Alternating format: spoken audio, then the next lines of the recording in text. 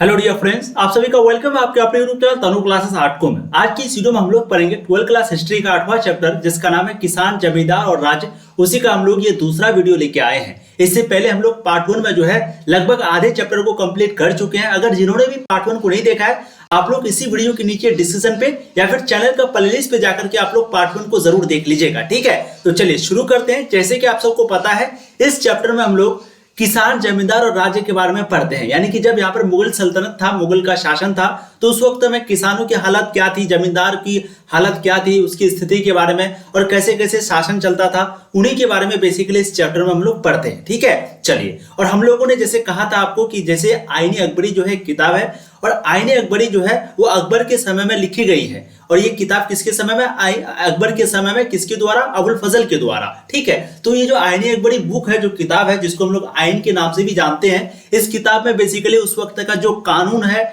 जो कानून का लेखा जोखा है, वही दिया हुआ है। जैसे आईनी अकबरी, आइन का मतलब क्या होता है? कानून होता है। जैसे आज के दिन संविधान है, तो उस वक्त में जो भी अकबर के द्वारा जो भी शासन चलाया जाता था, जो भी नियम से, जो भी कानून से, बस वही उसी चीज का जो लेखा जोखा है वो किस किताब में दिया हुआ है? तो आईनी अकबरी में दिया हुआ है। तो आपको ध्यान रखना है कि हम लोग जो इस अध्याय में पढ़ते हैं किसानों के बारे में, जमींदारों के बारे में, तो वो कहां से पढ़ते हैं? तो ज्यादातर जो जानकारी है वो हम लोगों को एक किताब से मिली है। उस किताब का नाम है आईने अकबरी, और उसी का दूसरा नाम है आइन। और आइन का मतलब हम लोग जानते हैं क्या होता है? संविधान होता है, संविधान। ठीक है, चलिए। अब ये तो आप सबको पता ही हो चुका होगा कि आईने अकबरी का लेखक कौन है? अबुल फजल। ध्यान रखिएगा, अबुल फजल ने जो है आईने अकबरी किताब को लिखा था। तो पार्ट 1 को आप लोग देख लीजिएगा, आपको बहुत ही मजा आएगा पढ़ने में और समझने में। बस मेरी बातों को ध्यान से सुनिएगा। ये दूसरा वीडियो है, इससे पहले एक वीडियो कंप्लीट हो चुका है, तो उनको भी आप लोग को जरूर देखना है। ठीक है, सिर्फ ध्यान से सुनेंगे। जिस प्रकार ये प्रश्न आपके एग्जाम में पूछा जाएगा, आप आसानी से कुछ ना कुछ जरूर लिख दीजिएगा। अगर आप मेरी बातों को अभी ध्यान से सुनते हैं तो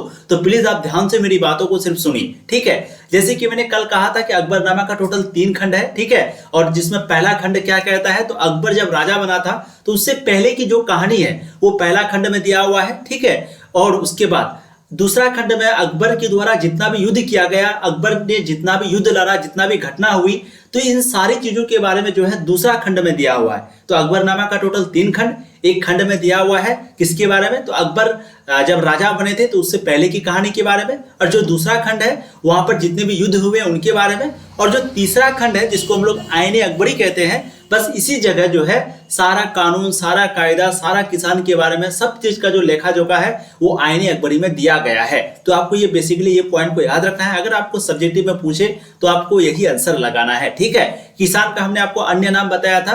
किसान और कृषक तो आप लोग जानते ही हैं, लेकिन मुगल सल्तनत में किसानों को अलग अलग नामों से जाना जाता था। जैसे रैयत, इसका भी मतलब किसान होता है। आसामी, इसका भी मतलब किसान होता है। मुजारियन, इसका भी मतलब किसान होता है। तो ये सभी क्या है? किसान का अन्य नाम है। ठीक है, चलिए एक बार फटाफट रिवीजन करने से क्या होता है कि आपको समझ में आएगा। अच्छा, तंबाकू का प्रसार के बारे में तो आप सबको बताए थे कि तंबाकू को शुरू करने वाला कौन सा राजा सबसे पहला था? वो है अकबर। तो अकबर ने जो है सबसे पहले तंबाकू की शुरुआत करी। ठीक है, वहीं पे जो जहांगीर है वो उन्होंने जो है तंबाकू पर रोक लगाया। तो अगर पूछा जाए कौन सा शासक ने इसकी शुरुआत करी थी, तो अकबर ने। और किसी रोक लगाई थी? तो जहांगीर ने। कब लगाई थी? 1617 ईस्वी में। ये भी ऑब्जेक्टिव में आपको पूछा जाता है, इसलिए आप लोग अच्छे से ध्यान से मतलब कि याद रखिएगा। ठीक है, चलिए अब हम लोग शुरू करते हैं जो दूसरा पार्ट है आपका, जहां पर हम लोग आज के दिन पंचायत और मुखिया के बारे में पढ़ेंगे। यानी कि जब मुगल सल्तनत था तो उस वक्त में पंचायत और मुखिया की क्या भूमिका होती थी, उन्हीं के बारे में पढ़ेंगे। देखिए, पंचायत का जो सरदार है वो एक मुखिया होता था। यानी कि जो पंचायत होता था तो उसका सरदार को बोलते थे मुखिया, जिसे हम लोग मंडल या मुकद्दम कहा जाता था। यानी कि उस वक्त में मंडल या मुकद्दम कहा जाता था किसको? मुखिया को। तो ध्यान रखिएगा, जो भी पंचायत का सरदार होता था वो एक मुखिया होता था, और उसे एक खास नाम से बुलाया जाता था, पुकारा जाता था, या तो मंडल या तो मुकद्दम। ठीक है, और मुखिया का चुनाव कैसे होता था? तो मुखिया का जो चुनाव है वो गांव के बुजुर्गों द्वारा, कहने का मतलब है जिसका आयु, जिसका उम्र अगर ज्यादा हो, जो बुढ़ापे में आ जाए, जो बुजुर्ग में आ जाए, तो उन्हीं के द्वारा जो है इस मुखिया का, इस मंडल का, इस मुकद्दम का चुनाव होता था। तो ये दोनों को ध्यान रखना है। सबसे पहले उस वक्त का जो मुखिया होता था उसको मंडल या मुकद्दम कहा जाता था, और इसका जो चुनाव है वो बुजुर्गों के द्वारा किया जाता था। ठीक है, चलिए अब अगला पॉइंट है गांव के आमदनी और खर्चे का जो हिसाब किताब है वो अपने निगरानी में बनवाना मुखिया का मुख्य कार्य था। तो अगर आपको पूछा जाए कि मुखिया का कार्य क्या होता था, अगर आपको पूछा जाए मुखिया का कार्य क्या होता था, तो आपको आंसर यही लगाना है कि गांव का जो भी आमदनी होता था, जो भी खर्च होता था, इसका जो हिसाब किताब है वो मुखिया जो है अपने निगरानी में काम ये करता था। ठीक है, इसमें पंचायत का पटवारी यानी कि ग्रामीण स्तर का जो अधिकारी है उसकी मदद करता था। तो दोनों पॉइंट को आपको ध्यान रखना है। सबसे पहला, मुखिया को मंडल या मुकदम कहा जाता था, बुजुर्गों के द्वारा चुनाव होता था और इसका काम होता था गांव का जो भी हिसाब किताब है ये उस पर नजर रखता था, कंट्रोल रखता था। ठीक है, और इस पर मदद उसको कौन करता था? तो जो भी पंचायत का पटवारी है यानी कि जो भी ग्रामीण स्तर का अधिकारी उस वक्त का था वही जो है इनको मदद करता था इन सभी कामों में। ठीक है, पंचायत का जो खर्च है वो गांव के उस आय खजाने से चलता था जिसमें हर व्यक्ति का अपना योगदान होता था। यानी कि मान लीजिए आप हर गांव से कोई 2 रुपया, कोई 3 रुपया, कोई 5 रुपया, इस तरह करके रुपया जो है जमा करता था, सभी का योगदान होता था और वही रुपया से जो है ये पंचायत का जो सिस्टम है इसका खर्च चलता था। यानी कि मुखिया भी कोई सैलरी लेता होगा, ग्रामीण स्तर पर जो अधिकारी है वो भी कुछ ना कुछ सैलरी लेता होगा। तो ये सैलरी उनको देने वाला कौन था? तो ये जो सैलरी है वो गांव के लोग ही उनको देते थे, एकजुट करके सबको मिला जुला करके, है ना। तो पंचायत का जो खर्च है वो गांव के उस आय खजाने से चलता था जिसमें हर व्यक्ति का अपना योगदान होता था। इस खजाने का जो प्रयोग है वो बाढ़ से निपटने, यानी कि अगर बाढ़ आ गया, सुखाड़ आ गया, छोटे छोटे अगर बांध बनाना हो, नहर वगैरह बनाना हो, तो इसका जो प्रयोग है यानी कि ये जो रुपया जमा होता था इसका प्रयोग इसमें भी होता था। ठीक है, पूर्वी भारत में सभी शादियां मंडल की उपस्थिति में होती थी। यानी कि पूर्वी भारत में जितना भी शादी होती थी, जितना भी मैरिज होता था, ये सभी जो है मुखिया की उपस्थिति में यानी कि मंडल की उपस्थिति में होती थी।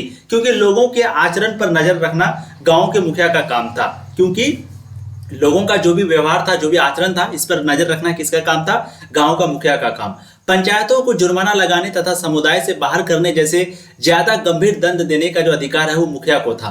यानी कि पंचायत को जुर्माना लगाने का अधिकार और समुदाय से किसी को बाहर निकालने का अधिकार, ये जो गंभीर जो दंड देता था, जो सजा देता था, इसका अधिकार भी किसको था? मुखिया को था। समुदाय से बाहर निकालना एक बड़ा कदम था जो एक सीमित समय के लिए लागू किया जाता था। ठीक है, ग्राम पंचायत के अलावा गांव में प्रत्येक जाति की अपनी अपनी पंचायत होती थी जो बहुत ताकतवर होती थी। एक तो ग्राम पंचायत होता ही था, लेकिन सभी जाति का फिर अलग अलग एक पंचायत होता था। सभी जाति का, जाति मतलब जो छोटा छोटा जाति होता है, यहाँ पर धर्म की बात नहीं हो रही, हिंदू मुस्लिम की नहीं हो रही है, यहाँ पर बात हो रही जाति की। जो छोटा छोटा जात होता है, जैसे जाट हो गया, जैसे एक जाति हो गया ब्राह्मण हो गया, तो जाति हो गया, है ना। तो जाति का भी अलग अलग एक प्रकार का पंचायत होता था। ठीक है, और फौजदारी न्याय के अलावा अधिकतर मामलों में राज्य जाति पंचायत के फैसलों को मानता था। तो चीजें आपको समझ में आ गई कि उस वक्त का जो पंचायत और मुखिया था वो कैसा था। हमने आपको कहा, आपको सिर्फ 2 पॉइंट याद रखना है। एक ये कि पंचायत का जो मुखिया होता है उसको मंडल या मुकदम कहा जाता था, चुनाव जो है वो बुजुर्गों के द्वारा होता था। ठीक, उसके बाद दूसरा पॉइंट, इसका काम होता था गांव का हिसाब किताब रखना वगैरह, सारा चीज,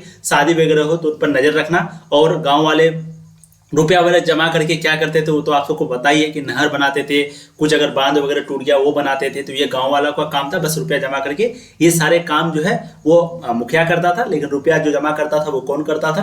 तो वो करता था गांव वाला। ठीक है, चलिए अब हम लोग देखते हैं कृषि समाज में महिलाओं की स्थिति, यानी कि उस वक्त में कृषि समाज में महिलाओं की क्या स्थिति थी उनको देखते हैं। उत्पादन की प्रक्रिया में पुरुष तथा महिला दोनों की अहम भूमिका होती थी। ठीक है, उस वक्त में जो उत्पादन होता था तो इसमें भी पुरुष और महिला दोनों की जो है बहुत ही बड़ी, बहुत ही अहम भूमिका होती थी। पुरुष जो है वो खेत जोतते थे, तो महिलाएं जो है वो निराई, बुआई, कटाई तथा पकी फसल से दाना निकालने का काम करती थी। जैसे कि पुरुष जो है वो अगर हल जोतता था, खेत जोतता था, तो जो महिलाएं हैं वो निराई का काम करता था, बुआई का काम करता था, कटाई का काम करती थी, पकी फसल से दाना निकालने का काम करती थी। तो इस प्रकार का जो काम है वो महिलाएं करती थी। तो इस प्रकार हम कह सकते हैं कि महिलाएं भी जो है जो बहुत ही बड़ी भूमिका निभाती थी उस वक्त में कोई भी अनाज के उत्पादन में, उपज में। ठीक है, पश्चिमी भारत में राजस्व वाला महिलाओं को कुम्हार का चाकू अथवा हल को स्पर्श करने की अनुमति नहीं थी। यानी कि पश्चिमी भारत में राजस्व वाला जो महिला है उनको कुम्हार का चाकू जो होता था उनको पकड़ने का या फिर छूने का जो है परमिशन नहीं था। यानी कि उनको कहा थी ये तुम्हारे लिए अछूत है, तुम इसको नहीं छू सकती हो। ठीक है, किसका? कुम्हार का जो चाकू होता था। कहां पर? पश्चिमी भारत में। बंगाल में मासिक धर्म, ध्यान रखिएगा, बंगाल में मासिक धर्म के अंतराल में महिलाएं पान के बागान में प्रवेश नहीं कर सकती थी। ध्यान रखिएगा, अगर मासिक धर्म जिसको एमसी बोलते हैं, 10th क्लास में आप लोग जरूर सुने होंगे। तो अगर बंगाल में उस वक्त में अगर किसी भी महिलाओं को अगर एमसी हो जाता था, मासिक धर्म होता था, इसी के अंतराल में, मासिक धर्म के जो समय होता है उसी के अंतराल में जो महिलाएं हैं उनको बागान में एंट्री करने के लिए नहीं दिया जाता था, उनको रोक लिया जाता था। बर्तन बनाने हेतु मिट्टी को साफ करना तथा गूंदने और सूत काटने जैसे दस्तकारी कार्य करना, ये महिलाओं के जिम्मे था। ध्यान रखिएगा, बर्तन बनाने हेतु मिट्टी को साफ करना, गोंदने और सूत काटने जैसे दस्तकारी कार्य करना, ये किसके जिम्मे था? तो ये जो है महिलाओं के जिम्मे था। ठीक है, शादीशुदा महिलाओं की बहुत ज्यादा कमी थी, क्योंकि महिलाएं को कई प्रकार की बीमारी होती थी। तो उस वक्त में शादीशुदा जो महिलाएं हैं, महिलाओं की संख्या उस वक्त में भी कम थी, क्योंकि महिलाओं को ऐसी कई प्रकार की बीमारी होती थी जिसके कारण इनकी मृत्यु जो है वो ज्यादा होती थी पुरुषों के मुकाबले। ठीक है, इसलिए शादी के लिए जो है महिलाओं की बहुत ही ज्यादा कमी थी। जैसे कुपोषण, बार बार मां बनने तथा प्रसव के समय महिलाओं की मृत्यु बहुत ज्यादा होती थी, है ना। कुपोषण का शिकार महिलाएं ज्यादा होती थी, वो बार बार मां बनते थे, जिसके कारण उससे भी उनको परेशानी होती थी और उनकी जो है मृत्यु हो जाती थी। तो इसीलिए महिलाओं की बहुत ही ज्यादा कमी थी, क्योंकि मान लेते एक महिला की मृत्यु हो गई तो पुरुष जो है फिर दूसरे से शादी करते थी, तो इस तरीके से क्या हो गया, महिला की कमी हो गई, है ना। कई ग्रामीण समुदाय में शादी के लिए दुल्हन की कीमत अदा करने की जरूरत होती थी, ना कि दहेज की। आप समझ रहे हैं कितना ही इंपॉर्टेंट पॉइंट है यहाँ पर। कई ग्रामीण समुदाय में शादी के लिए दुल्हन का जो कीमत है वो देना पड़ता था। अभी क्या होता है, अभी उल्टा होता है। अभी जो महिलाएं हैं उन्हीं को उल्टा दहेज देना पड़ता है और उसके पिताजी को, और महिलाएं तब उनके वहां जाते हैं। लेकिन उस वक्त में उल्टा होता था, क्योंकि महिलाएं नहीं मिलती थी तो दुल्हन का उस वक्त में एक प्रकार का कीमत, यानी कि लड़का को ही उल्टा दहेज देना पड़ता था, है ना। तो इस प्रकार का कीमत लगाया जाता था। विधवा तथा तलाकशुदा महिलाएं दोनों ही कानून शादी कर सकती थी। और उस वक्त में जो है जब यहाँ पर मुगल सल्तनत था, तो उस वक्त में जो विधवा होता था और जो तलाकशुदा, किसी को अगर तलाक मिल गया और कोई विधवा हो गया, पति मर गया और अगर उनका इंतकाल हो गया, ठीक है, अगर मृत्यु हो गई, तो उन दोनों महिलाओं को जो है एक प्रकार का बोल सकते हैं कि वो ऐसा कानून था जिससे कि वो शादी कर सकती थी। यानी कि विधवा का भी शादी होता था और तलाकशुदा महिलाएं का भी शादी होता था। पुरुषों को बेवफाई हमेशा दंडित नहीं होती थी, परंतु महिलाओं को बेवफाई के शक पर हमेशा दंडित किया जाता था। ठीक है, पुरुष अगर बेवफाई कर दे तो उसको दंड नहीं दिया जाता था, लेकिन अगर महिलाएं अगर बेवफाई करें तो उसको जो है शक पर हमेशा दंडित किया जाता था। महिलाओं को हमेशा दंडित किया जाता था उस वक्त में, अगर महिलाएं बेवफा निकल गई तो। लेकिन पुरुषों को ऐसा सजा नहीं दिया जाता था। अधिकतर महिलाएं अपनी समस्या को लेकर पंचायत को दरखास्त देती थी, पर उनके नाम दस्तावेजों में नहीं लिखे जाते थे। दरखास्त करने वाली का हवाला गृहस्थी के मर्द या मुखिया की मां, बहन या पत्नी के रूप में दिया जाता था। यानी कि अगर कोई महिलाएं अगर कोई समस्या को लेकर के पंचायत को अगर शिकायत करे, दरखास्त करे, एप्लीकेशन लिखे, तो वहां पर जो है वो अपना नाम नहीं लिखती थी, बल्कि वो अपना मुखिया की माँ, यानी कि अपना पति का नाम हो गया, अपना बहन, किसी और का नाम लिख देती थी कि मैं उसका मुखिया की माँ हूँ, मैं मुखिया का बहन हूँ, मैं मुखिया की पत्नी हूँ, इस प्रकार का लिख देती थी और अपना नाम जो है वो नहीं लिखती थी अगर कभी भी वो कंप्लेन करता था तो। ठीक है, हिंदू तथा मुसलमान महिलाओं को जमींदारी अधिकार भी में मिलती थी, जिसे बेचने या गिरवी रखने के लिए वे स्वतंत्र थे। बंगाल में भी महिलाएं जमींदार पाई जाती थी। ये ध्यान रखिएगा, पहले जो है बहुत सौ साल पहले जो है हिंदू धर्म में खास करके जो है कोई भी महिलाओं को जमीन वगैरह नहीं दिया जाता था। लेकिन बाद में इस नियम को फिर खत्म किया गया। जैसे पहले सती प्रथा था, उसको भी खत्म किया गया। तो बहुत सारा चीजों को जो है खत्म किया गया है अभी, और अंधकार से जो हम लोग बाहर निकले हैं। ठीक है, लेकिन जो इस्लाम है, जो मुस्लिम है, तो यहाँ पर जो है सबका अलग अलग हक होता है। ठीक है, तो महिलाओं को जो है यहाँ पर शुरू से ही कुछ ना कुछ अधिकार दिया जाता है, जो भी उसके जिम्मे होता है, जो भी उसके हक में होता है। तो हिंदू और मुसलमान जब अंग्रेज यहाँ पर शासन कर जब मुगल सल्तनत था 16वीं शताब्दी में 17वीं शताब्दी में, तो उस वक्त में यहाँ की जो महिलाएं थी, चाहे वो हिंदू हो मुस्लिम, दोनों को जमीन पर अधिकार था और दोनों इस जमीन को या तो बेच सकता था या तो गिरवी रख सकता था। इसमें कोई भी दो राय नहीं थी। ठीक है, 18वीं सदी में सबसे बड़ी और प्रसिद्ध जमींदारियों में से एक थी राजशाही की जमींदारी, जिसकी कर्ता धर्ता एक स्त्री थी। ध्यान रखिएगा, बहुत ही इंपॉर्टेंट पॉइंट हमने आपको यहाँ पर बताया है। चलिए अब हम लोग देखते हैं, जब यहाँ पर मुगल सल्तनत था तो उस वक्त में ग्रामीण दस्तकार की क्या हालत थी।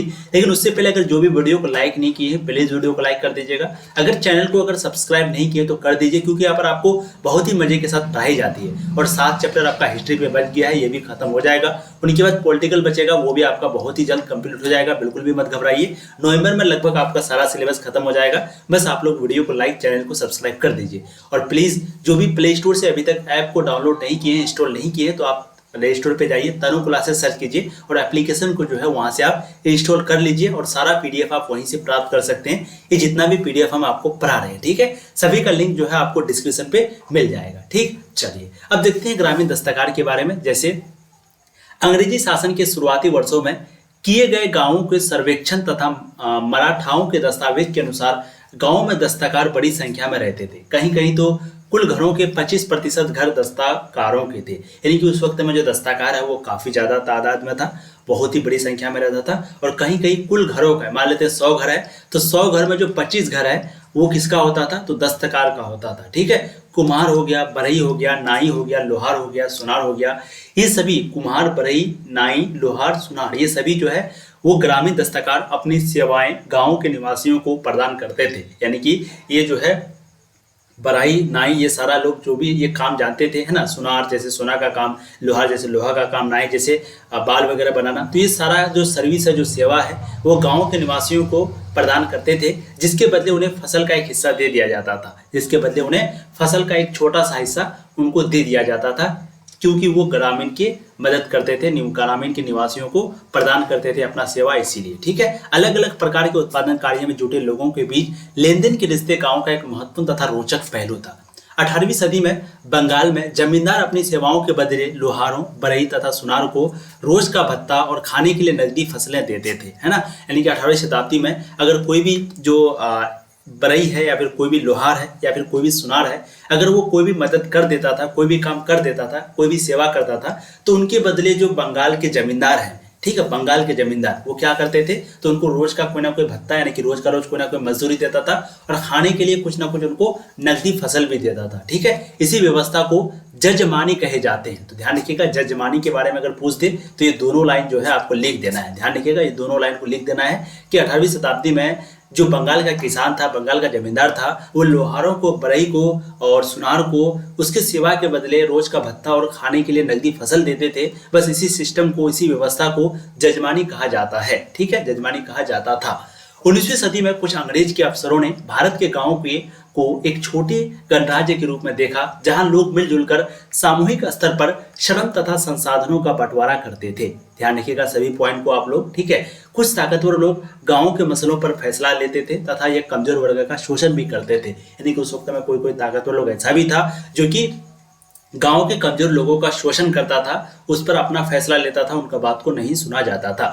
मुगलों के केंद्रीय इलाकों में कर की गणना और वसूली भी नगद में की जाती थी। यानी कि जो टैक्स की गणना है और जो वसूली है वो नगद में की जाती थी, उधार बाकी नहीं। जैसे अगर आपके पास टैक्स मांगने के लिए आया तो ऐसा नहीं कि आप बोलेंगे कल देंगे, परसों देंगे, ऐसा नहीं है।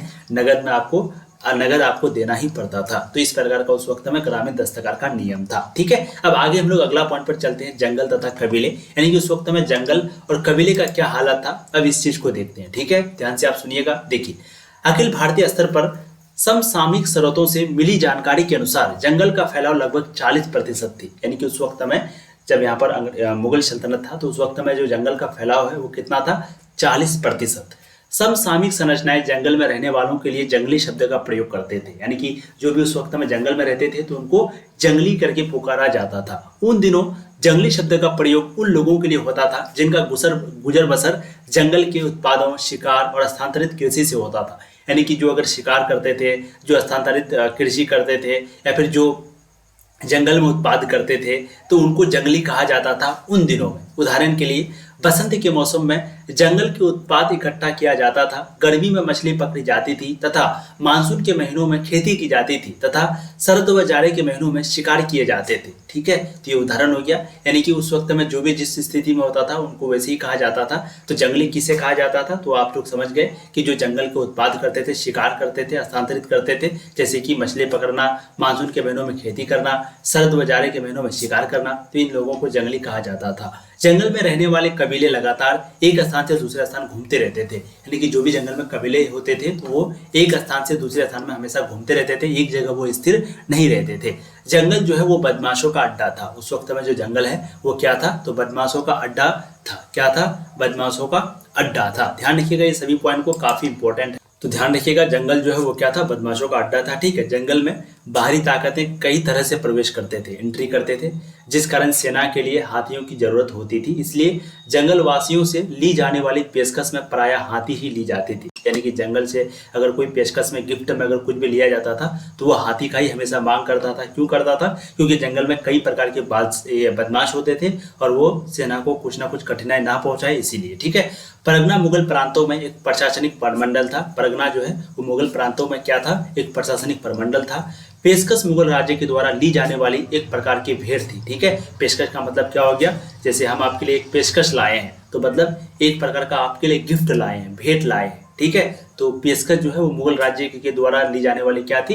एक प्रकार की भेंट थी, यानी कि गिफ्ट थी। तो गिफ्ट को ही पेशकश बोला जाता है। आप लोग को बिल्कुल भी सोचना नहीं है। चलिए अब हम लोग देखते हैं शिकार अभियान, यानी कि उस वक्त में शिकार अभियान कैसा था। उसके बाद देखेंगे जमींदार और उनका शक्ति, यानी कि जमींदारों की उस वक्त में क्या स्थिति थी, क्योंकि हम लोग इसमें किसान, जमींदार और राज्य के बारे में पढ़ते हैं। ठीक है। तो किसान, जमींदार, राज्य, इन्हीं के बारे में पढ़ेंगे। चैप्टर ही आपका यही है। तो आपको लोग को लग रहा होगा कि क्या पढ़ रहे हैं, लेकिन ये आपका टॉपिक में चैप्टर में दिया हुआ एनसीईआरटी में, आप एक बार देख सकते हैं। ठीक है। उनके बाद मनसबदारी व्यवस्था जो कि काफ़ी इंपॉर्टेंट है, और उनके बाद कुछ महत्वपूर्ण अंतराल जो दिया गया है, उनके बाद चैप्टर जो है आपका समाप्त है। ठीक है। तो बस मेरी बातों को ध्यान से सुनिए, हम लोग कोशिश करेंगे पूरी तरीके से आज जो है इस चैप्टर को कंप्लीट करने का। ठीक है। चलिए अब हम लोग देखते हैं यहाँ पर शिकार अभियान के बारे में। देखिए इतिहासकार के अनुसार शिकार अभियान के नाम पर बादशाह जो है वो अपने विशाल साम्राज्य के कोने कोने का दौरा करता था तथा लोगों के समस्याओं और शिकायतों पर व्यक्तिगत रूप से विचार विमर्श करता था। ठीक है। इतिहासकार के अनुसार ऐसा कहा जाता है कि जो बादशाह है वो अपने विशाल साम्राज्य का, बहुत बड़ा साम्राज्य का कोने कोने का दौरा खुद करता था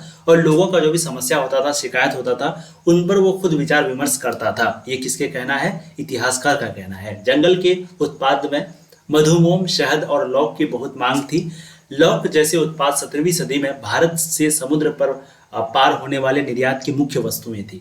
हाथी भी पकड़कर बेचे जाते थे उस वक्त में। कुछ कबीले भारत तथा अफगानिस्तान के बीच होने वाले जमीनी व्यापार में लगे थे, जैसे पंजाब का लोहानी कबीला पंजाब के गांव तथा शहरों के बीच होने वाला व्यापार में लगे थे। ठीक है। कुछ ऐसा भी कबीला था जो कि अफगानिस्तान के बीच और भारत के बीच जो भी व्यापार होते थे तो उस पर जो है वो लगे हुए थे, है ना, ये व्यापार करते थे। कबीलों के सरदार जमींदार तथा राजा भी बन गए थे, यानी कि कबीलों का जो भी सरदार था वो जमींदार भी था और राजा भी था, यानी कि ये दोनों वो बन गए थे। ऐसे में उनको सेना की आवश्यकता पड़ती थी, सेना की जरूरत होती थी, तो वो अपने ही खानदान के लोगों को सेना में वो जो है भर्ती कर देते थे। ठीक है। सिंधी इलाके की कबीलाई सेनाओं में 6000 घुड़सवार तथा 7000 पैदल सिपाही हुआ करते थे। यानी कि कहने का मतलब यहाँ पर ये है, यहाँ पर हम लोग अभी देख रहे हैं शिकार अभियान के बारे में, यानी कि शिकार का जो अभियान है वो कैसे होता था।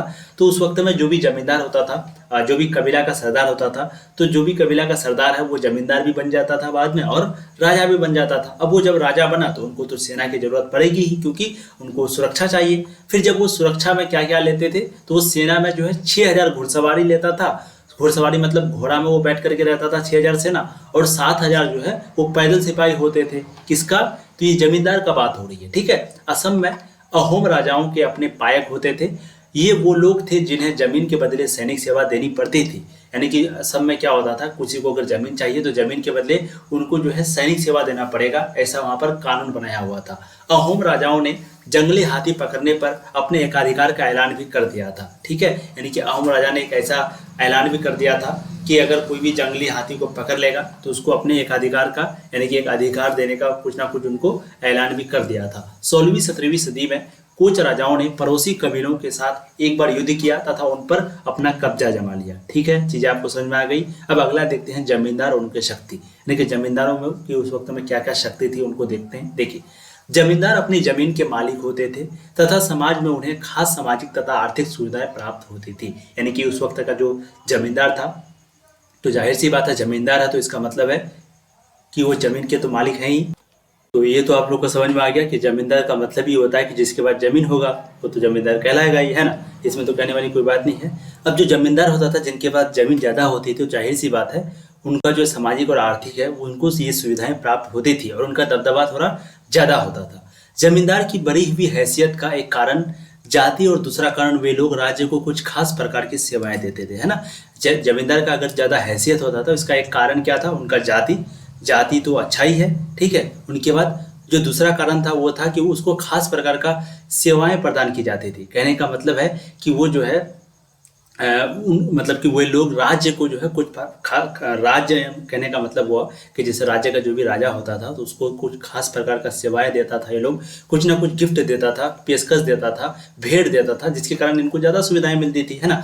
जमींदारों की सफलता की वजह थी उनकी विस्तृत व्यक्तिगत जमीन, जिसे वे मिल्कियत अर्थात संपत्ति कहते थे। और सबसे बड़ी वजह सफलता की क्या थी? उनका जो बहुत ज़्यादा ज़मीन होता था, उनके पास खुद का ज़मीन होता था, जिसको वो खुद का संपत्ति कहता था। ये सबसे बड़ी था बड़ा भूमि। अभी भी आप लोग देखते होंगे जिनके पास ज़्यादा ज़मीन होता है तो उनका दबदबा थोड़ा सा ज़्यादा होता है और किसी के मुकाबले, है ना। जमींदार राज्य की तरफ से कर वसूल करते थे और जमींदार जो है, जो भी राज्य का राजा होता था, जो भी शासक होता था, तो वो जमींदार को कहता था कि तुम जो है गाँव वालों से टैक्स वसूलो, कर वसूलो। और वो कर जो है फिर जमींदार किसको देता था? तो राजा को देता था, ठीक है। तो जमींदार राज्य की तरफ से कर वसूल कर सकते थे। इनके पास अपने किले भी थे, जमींदार के पास अपना किला भी था तथा अपनी सैनिक टुकड़ियां भी थी, जिनमें तोपखाने, पैदल सिपाही, घुड़सवार आदि शामिल थे, ठीक है। अपनी सैनिक टुकड़ियां भी थी जिनमें तोपखाने, पैदल सिपाही, घुड़सवार ये सभी शामिल थे। जमींदारी प्रथा को फैलाने का एक विधि था ताकतवर सैनिक सरदारों द्वारा कमजोर लोगों को बेदखल करना और उनके जमीन को कब्जा करना। ध्यान रखिएगा, जमींदारी प्रथा को फैलाने का एक विधि था ताकतवर सैनिक सरदारों द्वारा कमजोर लोगों को बेदखल करना और उनके जमीन को कब्जा करना, ठीक है। ये क्या था? जमींदारी प्रथा को फैलाने का एक विधि था। ध्यान रखिएगा, जमींदारी प्रथा को फैलाने का विधि क्या है? ताकतवर सैनिक सरदारों द्वारा कमजोर लोगों को बेदखल करना, उनके जमीन को कब्जा करना। इससे क्या होता था? जमीन जो है वो और भी ज्यादा बढ़ता था। राजपूतों तथा जाटों ने ऐसी रणनीति अपनाकर उत्तर भारत में जमीन की बड़ी बड़ी पट्टियों पर अपना कब्जा जमा लिया और इसी तरह मध्य तथा दक्षिण पश्चिम बंगाल में किसान पशुचारियों ने भी जमींदार खड़ा की। तो आपको समझ में आ गया कि वो सैनिकों को लेकर के दूसरे का जमीन पर कब्जा करता था, कमजोर लोगों पर अत्याचार करता था और बिना मतलब का बेदखल जो है वो करता था। आज के ज़माने में भी होता है, अगर कोई ताकतवर लोग है तो कमजोर लोगों को, गरीब लोगों को दबा करके उनका जमीन को कब्जा कर लेता है, हत्या कर लेता है और इससे वो बन जाता है जमींदार, है ना। तो ये जमींदारी प्रथा इसी को बोलते हैं, ठीक है। जमींदार प्रायः बाजार स्थापित करते थे जहां किसान अपनी फसलों को बेचते थे। यानी कि ये जो जमींदार है वही एक बाजार को स्थापित भी करता था और फिर किसान जो है वो अपनी फसलों को वहां पर जाके बेचता भी था। इससे भी फायदा किसका होता था? जमींदार का। 17वीं सदी में भारी संख्या में कृषि विद्रोह हुआ। इसमें राज्य के खिलाफ जमींदारों को किसानों का एक समर्थन मिला। ध्यान रखिएगा, 17वीं सदी में एक बहुत ही बड़ा विद्रोह हुआ था, आंदोलन हुआ था। इसमें राज्य के खिलाफ जमींदारों को जो है किसानों का बहुत ज्यादा समर्थन सपोर्ट जो है उस वक्त में मिला था, ठीक है। तो आपको अब जमींदारी प्रथा के बारे में, जमींदार तथा उनका शक्ति क्या क्या होता था, ये जो है वो समझ में आ गई होंगी। अब जो हम लोग नेक्स्ट वीडियो होगा, क्योंकि ये वीडियो ऑलरेडी बड़ा हो चुका है, तो जो नेक्स्ट वीडियो होगा वहां पर हम लोग भू राजस्व प्रणाली के बारे में पढ़ेंगे और कैसे कैसे टैक्स वसूला जाता था। उनके बाद अकबर का शासन में भूमि का जो वर्गीकरण है वो कैसे होता था, ये बहुत ही इंपॉर्टेंट है। पोलज, पड़ोसी, चचर, बंजर, इसके बारे में पूछा जाता है। उनके बाद मनसबदारी व्यवस्था के बारे में तो पूछा ही जाता है, ठीक है। उनके बाद कुछ महत्वपूर्ण घटनाएं देखेंगे। बस छोटा सा वीडियो बनेगा 10 से 12-15 मिनट का, फिर जो है ये चैप्टर आपका समाप्त हो जाएगा। इनके बाद इसका जो भी इंपॉर्टेंट क्वेश्चन आंसर बनेगा वो करवाएंगे, फिर आपको नेक्स्ट चैप्टर 9 में लेके जाएंगे, ठीक है। अभी तक जो वीडियो को लाइक नहीं की है तो कर दीजिएगा, चैनल को भी सब्सक्राइब कर दीजिएगा और आप प्ले स्टोर पे जाइए। प्ले स्टोर पे जाने के बाद वहां पर आपको तनु क्लासेस लिखना है, सर्च करना है और तनु क्लासेस सर्च करने के बाद आपको जो है एप्लीकेशन को डाउनलोड करके ये PDF को आपको प्राप्त करना है, ठीक है। Thank you so much. ऐसे ही पढ़ाई करते रहिए। All the very best.